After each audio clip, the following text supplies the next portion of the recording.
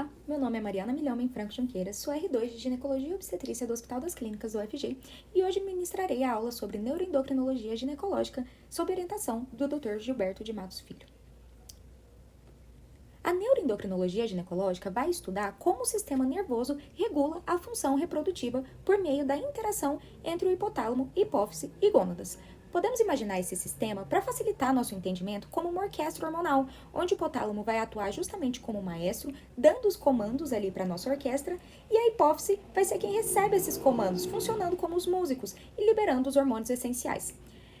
E essa comunicação vai acontecer pela junção de diversos fatores. Mas para isso, a gente vai começar entendendo um pouco melhor sobre o hipotálamo, que vai ser o centro de controle dessas funções.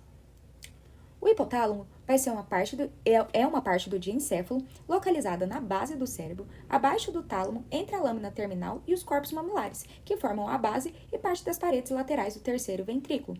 E ele vai ter justamente como função coordenar as respostas fisiológicas para manter uma homeostase corporal, incluindo a regulação reprodutiva. Quando a gente fala sobre esse assoalho aí do terceiro ventrículo, a gente vai ter as duas metades do hipotálamo sendo unidas por uma espécie de ponte. E para essa ponte a gente dá o nome de eminência mediana. E a eminência mediana vai ser basicamente o local onde os terminais axônicos dos neurônios hipotalâmicos vão liberar os neuropeptídeos envolvidos no controle da função da adenohipófise. E ali vai se afunilar o hipotálamo, vai se afunilar para formar a porção infundibular da neurohipófise. Dentro do hipotálamo, a gente encontra também dois grupos principais de neurônios. Os neurônios magnocelulares, que eles vão se localizar nos núcleos paraventriculares e núcleos supraópticos, e esses axônios não mielinizados vão formar o trato hipotalâmico hipofisário. E aí, a partir desse transporte axonal, a neurohipófise vai conseguir liberar os seus hormônios, como a ocitocina e a vasopressina. O outro grupo de neurônio vão ser os neurônios parvocelulares, que regulam a adenohipófise por meio da liberação de hormônios estimuladores ou inibidores que vão controlar a liberação dos hormônios ACTH, TSH, LH, FSH, GH e prolactina, sendo que tudo isso vai chegar posteriormente até a circulação sistêmica. Agora que a gente entendeu a função do hipotálamo, vamos ver como é que ele se comunica com a hipófise, certo? A hipófise vai estar localizada abaixo do hipotálamo e ela vai ser dividida em duas partes. Trouxe aqui um enfoque melhor naquela imagem anterior para a gente conseguir ver isso. A neurohipófise, que armazena e libera a ocitocina, a vasopressina e a neurofisina, e a adenohipófise, que produz e libera o FSH, LH, prolactina, ACTH e GH. Quando a gente fala de comunicação, isso vai acontecer por meio de um sistema porta-hipofisário, que vai ser uma rede de vasos sanguíneos que transporta esses hormônios hipotalâmicos diretamente para a hipófise.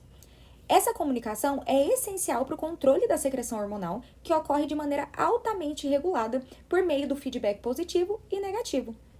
E entendendo um pouquinho mais da anatomia dessa vascularização, a gente tem que a eminência mediana e a hipófise vão ser supridas pelas artérias hipofisárias superior, medial e inferior, enquanto os vasos portais curtos vão estabelecer conexões venosas que se originam na neurohipófise e se estendem até a adenohipófise, e o sangue da neurohipófise e da adenohipófise vão drenar no seio intracavernoso, jugular interna e após na circulação sanguínea. E agora, para falar um pouquinho sobre a regulação hormonal e o feedback endócrino, eu trouxe esse quadro como exemplo, que traz aí exemplificado os neurohormônios. E dentro dessa regulação hormonal, a gente vai depender de neurotransmissores e dos próprios hormônios circulantes, além de sofrer influência de alguns substratos e fatores ambientais. Esse mecanismo de controle de regulação pode acontecer tanto por retroalimentação positiva ou negativa, que são os feedbacks, que consistem basicamente na capacidade de um hormônio regular sua própria cascata de liberação. Então, um hormônio vai ter a capacidade de informar o hipotálamo e a hipófise, por exemplo, a necessidade de produzir mais dele mesmo ou, de forma contrária, produzir menos hormônio dele mesmo. E também, aqui nesse quadro, a gente consegue ver a relação entre o hormônio hipofisiotrófico, liberado pelo hipotálamo, os núcleos hipotalâmicos predominantes nesses hormônios e os hormônios da adenohipófise, que é controlado pelos hormônios hipofisiotróficos. E também, no final, a gente consegue ver as células-alvo que o hormônio da adenohipófise vai acabar agindo. Ou seja, Esse controle da regulação hormonal é fundamental para manter o equilíbrio do sistema reprodutivo e evitar desajustes hormonais. Um bom exemplo dessa regulação ocorre entre a dopamina e prolactina, e a gente vai falar um pouquinho mais sobre elas. A prolactina é responsável pela lactogênese e ela tem como fatores estimuladores o TRH, o peptídeo intestinal vasoativo e o fator de crescimento epidérmico.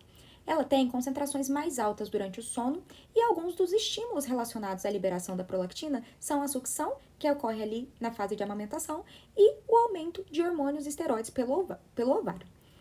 A secreção da prolactina vai ser inibida pela dopamina, ou seja, ela vai agir como um freio ali, evitando a produção excessiva de prolactina. Quando a dopamina está ativa, a prolactina diminui, e quando há bloqueio da dopamina, como ocorre com certos medicamentos, que a gente vai citar mais pra frente, a prolactina aumenta. E esse mecanismo dopaminérgico, ele sofre influência do estrogênio. Aqui, inclusive, eu trouxe parte desse sistema dopaminérgico, onde a gente deixa especificado que os opioides endógenos e o estrogênio vão inibir o eixo da dopamina, ou seja, consequentemente, a gente aumenta a prolactina. E a serotonina e o neuropeptídeo Y estimulam o eixo da dopamina, causando uma redução da prolactina.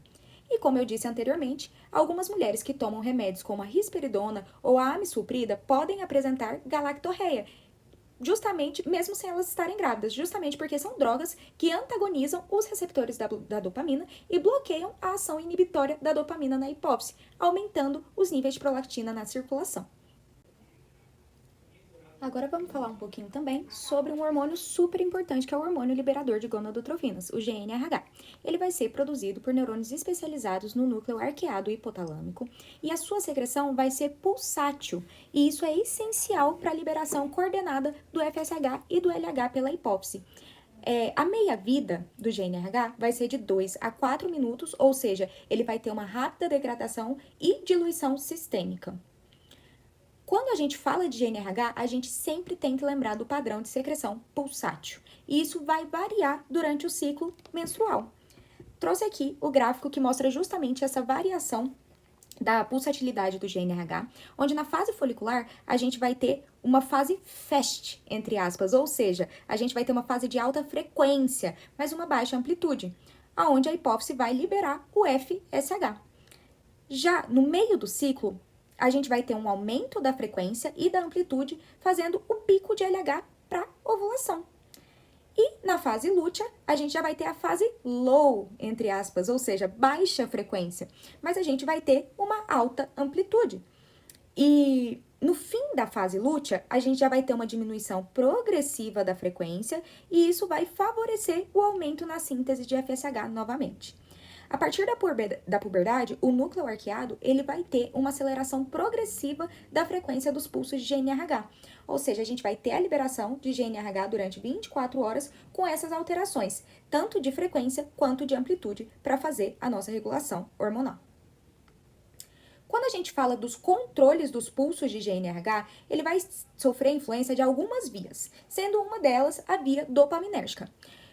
Quando a gente fala da via dopaminérgica, a gente fala dos neurônios dopaminérgicos, que estão localizados nos núcleos arqueado e núcleo paraventricular. A dopamina, ela vai influenciar na secreção do GNRH pelo hipotálamo de duas formas: pela supressão do GNRH no núcleo arqueado e a supressão do GNRH e de prolactina no sistema porta-hipofisário. Ou seja, mais uma vez aí, a dopamina agindo como um supressor. E agora falando sobre a via noradrenérgica, a gente vai falar dos neurônios noradrenérgicos que surgem no mesencéfalo e parte inferior do tronco. E os axônios desses neurônios vão ascender pelo feixe prosencefálico medial e vão terminar em diversas estruturas encefálicas, sendo uma delas o hipotálamo. E eles vão ser responsáveis por sintetizar tanto a serotonina quanto a noradrenalina. E a noradrenalina vai apresentar um efeito estimulante sobre a secreção do GNRH, influenciando sobre a frequência e a amplitude da secreção de GNRH. Além da dopamina e da noradrenalina, também temos o neuropeptídeo Y e a quispeptina participando do controle dos pulsos do GNRH. O neuropeptídeo Y vai ser um peptídeo pelo qual a leptina e a insulina informam o hipotálamo sobre o estado nutricional de um indivíduo. Ele estimula tanto o apetite quanto a secreção pulsátil do GNRH. Na hipófise, ele vai potencializar a resposta das gonadotrofinas ao GNRH e vai inibir a secreção de LH e FSH na ausência de estrogênio. A desnutrição vai ser associada com o aumento desse neuropeptídeo Y, sendo ele encontrado em maiores concentrações em mulheres que têm anorexia, bulimia nervosa, e ele vai ser um link aí da avaliação do estado nutricional e também da função reprodutiva, né, para o hipotálamo. E ele vai informar o hipotálamo se o organismo tem combustível energético suficiente que vai ser necessário para a reprodução. Já as quispeptinas são peptídeos codificados pelos genes Kis1, expressos no hipotálamo. A quispeptina e o receptor GPR54 são essenciais no desenvolvimento puberal, porque vão estimular a produção e secreção do GNRH. Seus neurônios possuem receptores para o estrogênio e progesterona e vão afetar a secreção do GNRH. Agora, sobre a neurohipófise, nós vamos falar sobre a via da hipófise posterior, que é um prolongamento direto do hipotálamo pela eminência hipofisária, onde a ocitocina e a vasopressina vão ser sintetizadas pelos neurônios magnocelulares nos núcleos supraópticos e paraventriculares e vão ser transportadas, então, pela neurohipófise pelos axônios de tratos neuronais que vão descender desses núcleos, passando pela eminência mediana e terminando na neurohipófise, sendo que esse transporte vai ser todo mediado pelas neurofisinas. A neurofisina 1 vai ser relacionada à ocitocina e a neurofisina 2 vai ser relacionada à vasopressina.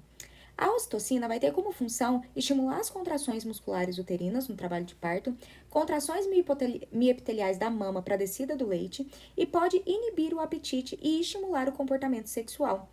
E tem também como efeitos secundários o estímulo à liberação de prolactina, influenciando o comportamento materno, podendo estar relacionado também à amnésia que as pacientes têm da dor pós-parto e potencializa a liberação de ACTH pelo CRH.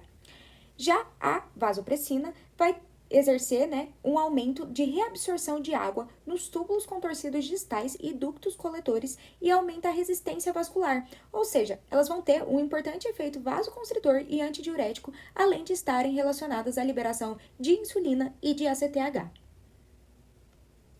Agora, sobre a adenopófise, ela é a parte anterior da hipófise, é altamente vascularizada, é constituída por células epiteliais derivadas do revestimento ectodérmico do palato, e ela vai ter a função de produzir e liberar os hormônios tróficos que a gente consegue ver nessa imagem ao lado. Então, vai ser produzido e liberado o TSH, que vai agir na tireoide, o ACTH, que vai agir na suprarrenal, o LH e o FSH, que vão agir lá no ovário, o GH, que vai agir sobre os músculos e os ossos, e a prolactina no desenvolvimento da mama. A adenopófise ela ainda vai ser dividida em algumas regiões. A gente tem a região posterolateral, onde a gente vai ter os gonadotropos e os somatotropos, região anteromedial, onde a gente tem os corticotropos, e por toda a hipófise a gente vai ter os lactotropos. E aqui nessa tabela abaixo, a gente consegue ver as células da adenopófise com relação ao seu fator hipotalâmico e o hormônio hipofisário que é produzido por essa célula na adenopófise. A liberação dos hormônios vai se dar de forma cíclica, seguindo um padrão rítmico, e seu relógio biológico interno vai ser localizado no núcleo supraquiasmático. Então, esse padrão rítmico ele vai ser controlado pelo ciclo circadiano e pelo sono, sendo os hormônios envolvidos no ciclo circadiano para a regulação desse padrão o ACTH, o cortisol e a melatonina, sendo que a melatonina é secretada pela pineal a partir do controle de luz. Então, a melatonina ela vai ser mais produzida na parte da noite, quando a luminosidade estiver mais baixa, e ela vai ter uma produção menor durante o dia, com a luz do sol em maior evidência. Já em relacionado ao sono, os hormônios que vão estar relacionados é a prolactina, o GH e o TSH. E na tabela ao lado, temos os hormônios da adenopófise, que incluem as glicoproteínas, o TSH, FSH e o LH, as PONCs, que são a própria melanocortina, que é uma glicoproteína precursora que vai ser cortada enzimaticamente em vários fragmentos bioativos. E aí, os principais fragmentos derivados vão ser o ACTH, que vai ser o hormônio adenocorticotrófico, que vai estimular a produção de cortisol pelo córtex adrenal e atua no controle de estresse e inflamação. O MSH, que é o hormônio estimulador de melanócitos, que vai regular a produção de melanina e a pigmentação da pele e vai estar associado também à regulação de apetite e metabolismo energético. As beta-endorfinas, que vão atuar como os moduladores de percepção da dor e vão estar envolvidas também no prazer e na sensação de bem-estar e pode ter relação também com as encefalinas, que exercem funções semelhantes às endorfinas. E temos também o hormônio do crescimento e a prolactina. Então, os hormônios gonadotróficos vão ser liberados sobre estímulo de GNRH, perdão, de forma pulsátil, e os receptores do GNRH vão ser regulados por muitos agentes, como o próprio GNRH, ativina e inibina, esteroides sexuais, que a gente ainda vai comentar um pouco mais à frente, onde as células-alvo de atuação vão ser as células da granulosa, no caso do FSH, as células da teca, no caso do LH, e as células testiculares e células de Leydig quando a gente fala do sexo masculino. E a resposta fisiológica, a partir dessa gonadotrofina nas suas células, serão a esteroidogênese, a foliculogênese, a ovulação e a espermatogênese. Nessa imagem, então, a gente consegue ver basicamente o controle do sistema nervoso central e o hipotálamo e a hipófise agindo em convergência com as células-alvo lá no váleo. Então, a adenohipófise vai produzir o LH e FSH de acordo com a pulsatilidade de GNRH, assim como a gente já comentou anteriormente, que vai ser produzido pelo hipotálamo, e na adenohipófise o LH vai produzir o LH e o LH vai agir lá no ovário, nas células da teca, fazendo o desenvolvimento folicular e ovulação, e o FSH que vai agir nas células da granulosa, produzindo o estrogênio e a progesterona.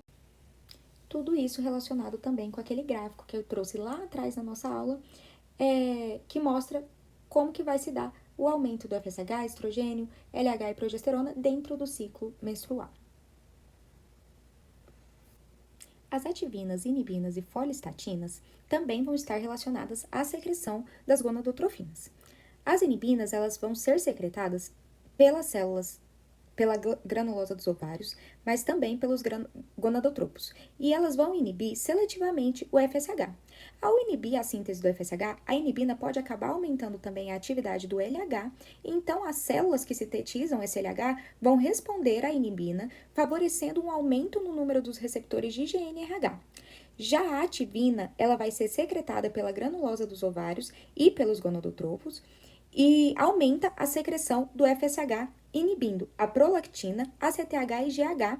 Para aumentar a secreção desse FSH, ela vai aumentar a resposta da hipófise aos pulsos de GNRH, aumentando o número dos seus receptores. Já a folistatina, ela vai ser um peptídeo secretado por várias células hipofisárias, incluindo os gonadotrofos, e ela vai inibir a síntese da secreção do FSH, inibindo a resposta do FSH ao GNRH. Os opioides endógenos também vão ter um importante papel regulador da função e ciclicidade menstrual. Temos 3 classes principais, sendo que 2 delas vão estar mais disponíveis, que é a beta-endorfina e a dinorfina. Mas entre essas 3 classes, a gente vai falar da endorfina, que é a derivada da PONC, que já comentamos anteriormente, as encefalinas, que são derivadas da proencefalina A e B, e as ginorfinas, que são derivadas das prodinorfinas. Esses opioides, eles vão ter uma função de inibir a secreção das gonadotrofinas, FSH e LH, ao suprimir a liberação do GNRH pelo hipotálamo. O estrogênio e a progesterona, quando você tem esses hormônios, vão estar ligados a um aumento desses opioides endógenos. E acredita-se que o feedback negativo da progesterona na secreção do GNRH é parcialmente mediada por esses opiáceos. A inibição desses opioides na secreção de GNRH é reduzida no momento do pico ovulatório. E para finalizar, nós vamos falar sobre o hormônio do crescimento, o GH. O hormônio do crescimento vai ser liberado pelos somatotropos em surtos pulsáteis, sendo a maior parte deles de secreção noturna. E a regulação vai ser feita pelo GNRH e a somatostatina, e a inibição por fator de crescimento semelhante à insulina, o IGF-1. Seguindo agora para o artigo. O artigo selecionado é nomeado Neuroendocrine Determinants of Polycystic Ovary Syndrome. Ele foi um artigo publicado na International Journal of Environment Research and Public Health. E, em resumo, o artigo vai fornecer uma revisão abrangente sobre os fatores neuroendócrinos envolvidos na síndrome de ovários policísticos. Falando só um pouquinho sobre a SOP, a síndrome dos ovários policísticos, porque a gente ainda vai ter uma aula posterior só sobre ela dentro do nosso cronograma.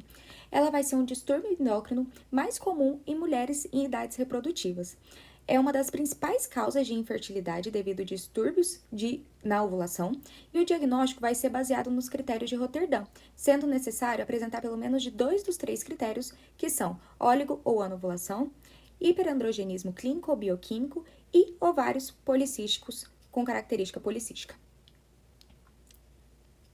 Os principais pontos abordados dentro do artigo foram principalmente do papel do GNRH, que foi o que a gente viu na aula, dentro do quadro clínico da SOP.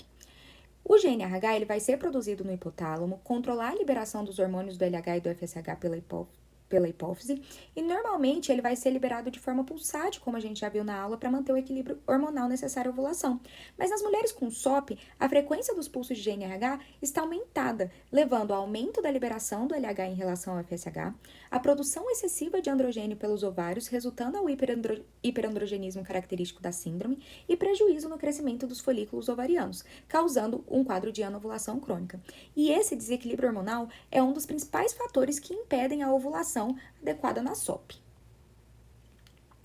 Falando um pouco também sobre os neuropeptídeos e neurotransmissores relacionados, ainda traz que a quispeptina é o neuropeptídeo que estimula a liberação do GNRH, como vimos na aula, e as mulheres com SOP apresentam níveis elevados de quispeptina, o que pode estar relacionado ao aumento da frequência dos pulsos de GNRH e, consequentemente, ao aumento do LH. E a hiperatividade desse sistema vai contribuir também para a disfunção ovulatória e o hiperandrogenismo. A neuroquinina B, ela vai atuar em conjunto com a quispeptina no controle da liberação do GNRH e alguns estudos mostram que o bloqueio da neuroquinina B reduz o LH e a testosterona em mulheres com SOP, sugerindo também que esse sistema pode ser um alvo de futuras terapias. E os neurotransmissores como GABA, glutamato, serotonina, dopamina, acetilcolina, eles vão ser neuropeptídeos e neurotransmissores que podem influenciar na secreção de GNRH. O GABA, que é o ácido gama-aminobutirínico, pode aumentar a secreção de GNRH e contribuir para a hiperatividade do eixo reprodutivo. O glutamato estimula a liberação de GNRH e pode estar alterado na SOP. A serotonina, a dopamina e a acetilcolina são moduladores da função hipotalâmica que podem influenciar os pulsos de GNRH. E a alteração desses neurotransmissores podem impactar a gravidade dos sintomas da SOP nessas mulheres. Dentro das implicações terapêuticas, a gente tem que a compreensão dos mecanismos neuroendócrinos da SOP pode abrir o caminho para novas estratégias terapêuticas, e possíveis alvos terapêuticos incluem a modulação da quispeptina e da neuroquinina B para reduzir os níveis elevados de LH e normalizar os pulsos de GNRH, as intervenções em neurotransmissores que afetam a secreção de GNRH para regular a função ovulatória e o uso de antagonista de neuropeptídeos específicos, que podem representar uma alternativa aí promissora aos tratamentos hormonais convencionais. Então, em conclusão, a síndrome do ovário policístico é uma condição complexa, com origem multifatorial, mas os fatores neuroendócrinos desempenham um papel crucial no seu desenvolvimento. E o desequilíbrio na secreção de GNRH causado por alterações de neuropeptídeos e neurotransmissores resultam em anovulação e hiperandrogenismo, que são característicos da síndrome. E o aprofundamento em pesquisas sobre esses mecanismos podem levar ao desenvolvimento de novas abordagens terapêuticas, oferecendo alternativas aí para as pacientes que não respondem aos tratamentos convencionais. Aqui tem as minhas referências. E é isso. Muito obrigada.